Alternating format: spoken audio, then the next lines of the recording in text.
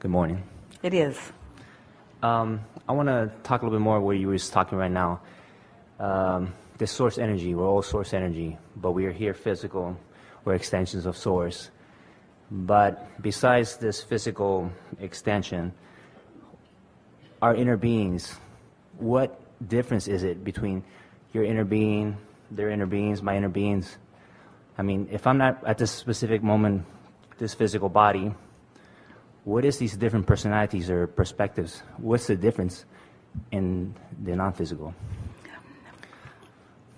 Well, it is a stream of consciousness, but it's a vast stream of consciousness. So, for example, this is a very good question at this point in the dialogue. When Jerry made his transition to non-physical, Esther did not want him to just become part of the Abraham soup. Because she was already accustomed to Abraham. She knew what we felt like, and she had also had the experience of feeling someone in the hot seat with a specific question, and she could feel the content of that family of consciousness that she's been describing as Abraham. She can feel it shifting about depending upon the conversation, the question, the intent, the willingness to allow. In other words, she can feel that Abraham is not a constant consciousness, that it is a consciousness that is collected and summoned based upon a lot of factors. You are following that? And so just now we became very playful with you. That was Jerry. That was Jerry wanting you to lighten up on this subject of non-physical.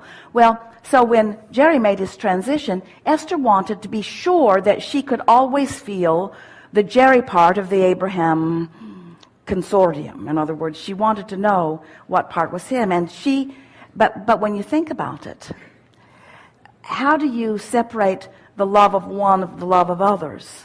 How do you distinguish the clarity about something as it's coming from this part of consciousness, or the clarity as it's coming from this part of consciousness? In other words, this stream of non-physical consciousness, this stream of well-being it's a bit like trying to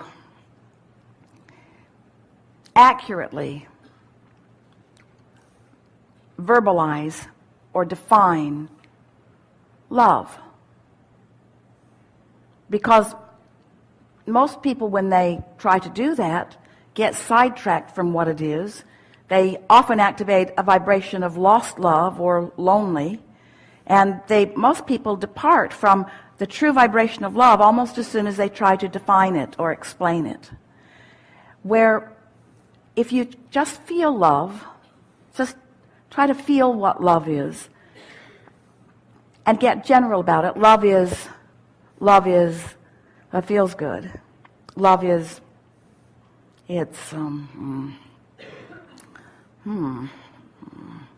well,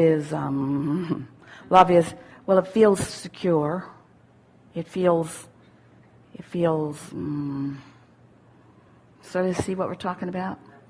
Love, it feels better than the absence of love. In other words, you can sort of feel it if you compare it to the absence of it. It feels like well-being. It feels like homecoming. It feels like fun. It feels full. It feels good. It feels like something I want. It feels good to be loved. It feels good to love.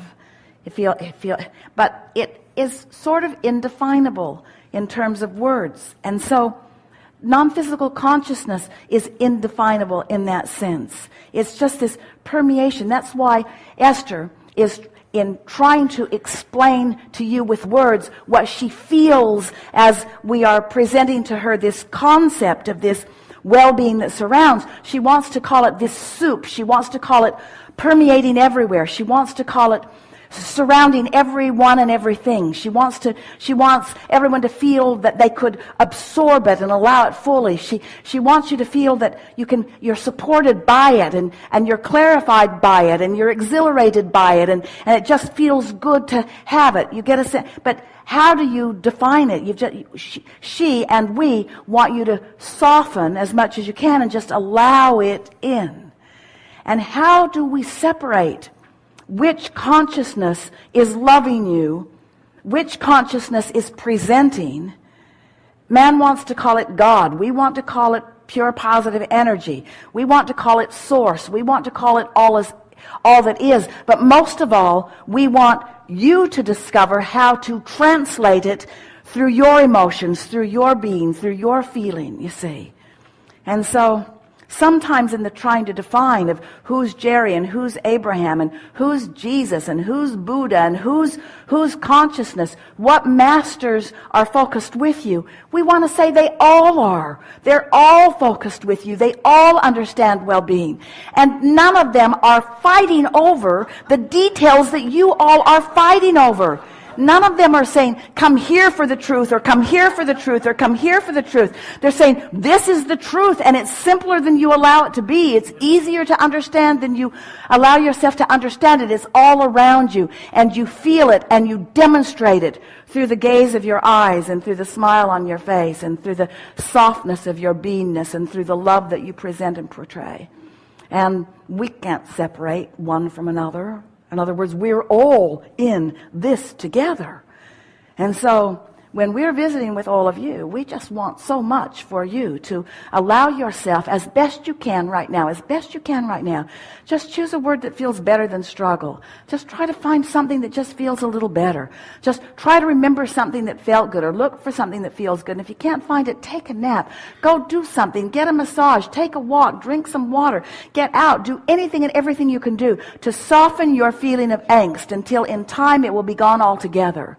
So that all day, every day, you're moving through your time-space reality out here on the leading edge of thought, allowing all that is to demonstrate well-being through the details of the life that you are allowing, you see. And it won't come more than you can stand. It won't be more detailed than you're ready for or wanting. The path of least resistance is provided by you. You just get to decide how much resistance you're going to garner to block off how much of it. And we know there are plenty of people that are deliberately blocking it off because they don't want this kind of weirdness in their life experience, you see. We get that, you see. But when you understand that when you're talking about source, you're talking about intelligence, and you're talking about love, and you're talking about life, and you're talking about eternity, and you're talking about feeling good, and that is the extent of religion, seriously. Yeah. This is a really good time for a segment of refreshment.